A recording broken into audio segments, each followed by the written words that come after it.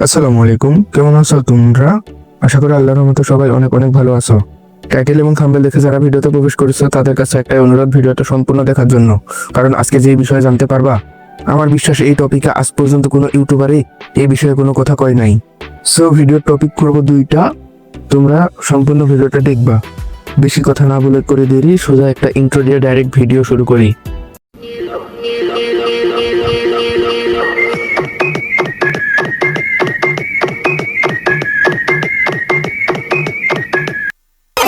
Video শুরুতেই বলতে চাই টপিকগুলো সম্পর্কে। নাম্বার 1, রোস্টারেরা কেন রোস্ট করে, এন্ড নাম্বার 2, বাংলাদেশের 1 নম্বর রোস্টারেরা এবং বিভিন্ন রোস্টারেরা ইউটিউবিং কেন ছেড়ে দিল। এরা কি ভয় পেয়ে ইউটিউবিং ছেড়ে দিল নাকি অন্য কিছু? প্রথমে আমরা ফার্স্ট টপিক সম্পর্কে আলোচনা করি। তোমাদের একটা গল্প শোনাতে চাই, তাহলে তোমরা ভালোভাবে বুঝবা। প্রত্যেকটি কাজের পজিটিভ সাইড থাকলে তার নেগেটিভ সাইডও থাকবে। প্রত্যেকটি জিনিসে পজিটিভ থাকলে দেখবা তার নেগেটিভ জিনিসও আছেই। তোমাদের এক্সাম্পল হিসাবে ধরিয়ে দিতে চাই, যে পেন্সিল তৈরি করেছিল সে কিন্তু পজিটিভ ভেবে পেন্সিল তৈরি করেছিল, লেখাপড়ার স্বার্থে অথবা অন্যান্য স্বার্থে পেন্সিলটা তৈরি করেছিল যাতে মানুষের উপকার হয়। এবং যে নেগেটিভ ভেবেছিল সে কিন্তু রাবার তৈরি করেছিল, কারণ পেন্সিল দিয়ে কোনো কিছু লিখলে সেটা লেখাটা ভুল হয়ে গেলে সেটা মোছার জন্য এই রাবারটি প্রয়োজন হবে। তেমনি ভাবে আমরা আরো বলতে পারি, যে উড়োজাহাজ তৈরি করেছিল সে পজিটিভ ভেবে তৈরি করেছিল যে সে এক জায়গা থেকে অন্য জায়গায় যাবে অতীব দ্রুতে। কিন্তু যে নেগেটিভ ভেবেছিল সে প্যারাশুট তৈরি করেছিল, কারণ উড়োজাহাজের মাঝখানে কোনো পথে ঝামেলা হলে যাতে প্যারাশুট নিয়ে যাত্রীরা তার নিজের জীবন বাঁচাতে পারে। অতএব বুঝতে পারছো প্রত্যেকটি পজিটিভ সাইডের সাথে প্রত্যেকটি নেগেটিভ সাইডের মিল রয়েছে কি না। এখানে আমি বলতে চাই, রোস্টারেরা কি ভালো মানুষকে রোস্ট করে না খারাপ মানুষকে রোস্ট করে? অবশ্যই যারা সমাজে অশ্লীল কাজ করে এবং সমাজকে নষ্ট করার চেষ্টা করে, রোস্টারেরা তাদেরকে রোস্ট করে। बात तो सही है। কোনো ভালো মানুষকে তারা কোনোদিনও রোস্ট করবে না এবং করেও না। আমাদের জীবনে হাসি আছে, কান্না আছে, দুঃখ আছে, বেদনা আছে, সবকিছু আছে। এর মধ্যে আমরা মানুষকে অনলাইন প্ল্যাটফর্মের মাধ্যমে বিভিন্নভাবে বিনোদন দিতে চাই, কিছু শিখাতে চাই।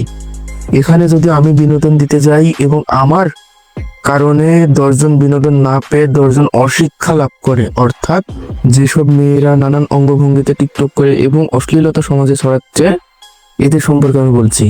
এদেরকে দেখে ভবিষ্যৎ প্রজন্ম কি শিখবে? নাচানাচি? নাচানাচি কি কোনো ভালো কাজ? কেন? অবশ্যই নাচানাচি কোনো ভালো কাজের ভিতরে পড়ে না। তোমরা খেয়াল করলে দেখতে পাবে যে কিছু রোস্টারেরা ভিডিওতে বেশি গালিগালাজ করে, এটা আমি মেনে নিলাম।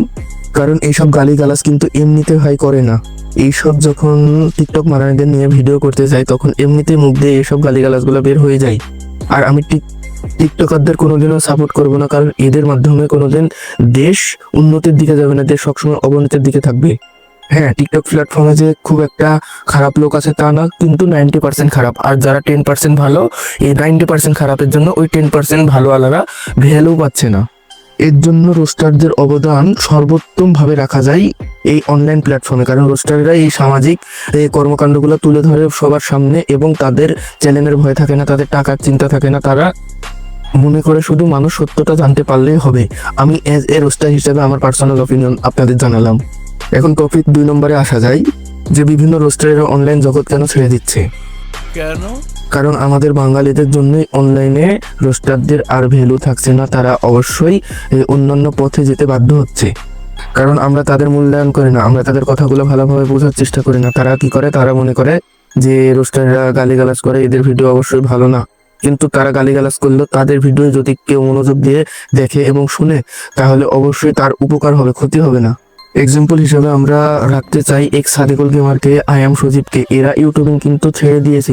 এক্স সাদিকুল গেমার ইউটিউবিং করা একেবারে ছেড়ে দিয়েছে, আই এম সজীবও প্রায় ছাড়ার পথেই, ছেড়ে দিয়েছে বললেই চলে। সো বাঙালিরা কোনোদিন সত্য কথা সহ্য করতে পারে না। এর প্রমাণ হলো এক্স সাদিকুল গেমার আর আই এম সজীব।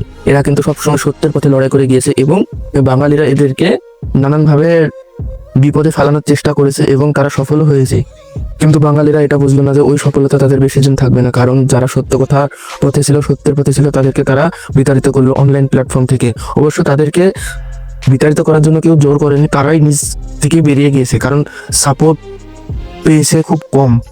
এখানে 2 দিন পরে কপিরাইট ধরতো, ভিডিওতে স্ট্রাইক মারতো। এভাবে কি কোনো ইউটিউবার একটা ইউটিউব ক্যারিয়ারে দাঁড়া থাকতে পারে, এটা আমার একজন ইউটিউবারের কাছে জিজ্ঞাসা। বাংলাদেশের রোস্টারদের কেউ মূল্য দেয় না, আর যেসব রোস্টাররা মাইগা রোস্টার কিছু আছে তারা গালিগালাজ করে নিয়ে নিয়ে ভিডিও বানায়, এইসব রোস্টাররা সাপোর্ট পাচ্ছে অনেক। টিকটকারদের সাথে প্রেম করে টিকটকারদের নিয়ে চ্যানেল খুলে এবং ভিডিও বানায়, এসব রোস্টার নাকি এগুলো রোস্টার, এগুলা কিন্তু আবার ভিডিওতে ভালো ভিউ পায়, ভালো লাইক পায়, ভালো কমেন্টস পায়। কিন্তু যারা প্রকৃতপক্ষে রোস্টার তারা কিন্তু আসলে বুঝতে পেরেই নিজের থেকে বের হয়ে চলে গিয়েছে। অতএব এভাবে বোঝা যায় আমরা কোনো ভালো জিনিসকে পছন্দ করি না। ইন্ডিয়াতে দেখলে বোঝা যায় ইজি ক্যারি মিনাতি, তার কত সাবস্ক্রাইবার, প্রায় 40 মিলিয়নের করে 40 মিলিয়ন প্লাস তার সাবস্ক্রাইবার এমনিতে বেড়েছে। সে অন্যায়ের বিরুদ্ধে প্রতিবাদ করেছে, সে অন্যায়টা তুলে ধরার চেষ্টা করেছে, এর জন্য তার সাবস্ক্রাইবার বেড়েছে। এবং তারা ভালোভাবে জানে যে রোস্টারেরা সত্য কথা তুলে ধরে বলে আজ পর্যন্ত ক্যারি মিনাতি ইউটিউব জগতে টিকে আছে। তাই সোজা কথা বলা যায়, বাঙালিরা কোনোদিন ভালো জিনিসের কদর বোঝেনি, বুঝবে না, এবং আর কবে বুঝবে ভাইয়া। এবং পরিশেষে একটা কথাই বলতে চাই, যারা আই এম সজীবকে চিন্তা, যারা এক্সাদেল কোলগেমারকে চিন্তা, তারা আমার পাশে থেকেও অবশ্যই তাদের সমপরিমাণ বা সম মাপে ভিডিও দিতে পারবো না, কিন্তু সমাজের অশ্লীল অপ্রয়োজনীয়তা এগুলা তোমাদের সামনে তুলে ধরার চেষ্টা করবো ইনশাল্লাহ। সো কথা না বাড়ে, ভিডিও অনেক লম্বা হয়ে গেল। ভিডিও আজকে এই পর্যন্ত। ভিডিও ভালো লাগলে লাইক করো, পেজ হলে ফলো করো, আর ইউটিউব চ্যানেল হলে মাস্ট বি সাবস্ক্রাইব করো। আর আমি যেগুলো কথা বললাম এগুলো সম্পূর্ণ আমার পার্সোনাল অপিনিয়ন, কেউ তোমরা আবার বাজে কমেন্ট করিও না। আসসালামু আলাইকুম।